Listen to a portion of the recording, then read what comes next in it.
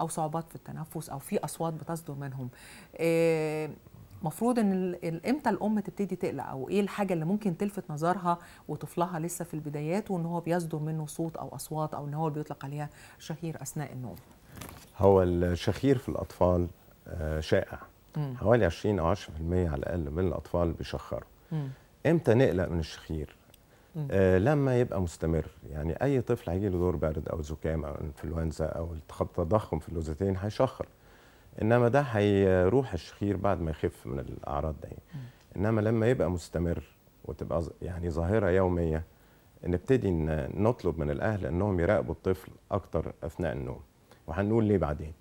فايه الحاجات اللي يراقبوها اثناء النوم؟ بالظبط. الصوت بتاع الشخير. هل بيحصل انقطاع في التنفس ولا لا؟ هل الطفل بيتقلب كتير وهو نايم، بيبقى فيه توتر وتشنج في النوم؟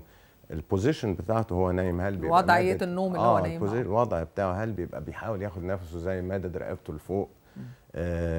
اللي بيعرق وهو نايم، يعني لما ارفع راسه من ورا كده الاقي عرق في خلف الراس. لما اجي صحيه من النوم بيبقى صاحي متشنج ومتوتر، ولا بيبقى صاحي هادي؟ دي كل دي مؤشرات ان في اضطرابات في التنفس. اضطرابات التنفس دي درجات، وكل الدرجات بيبقى معاها الشخير.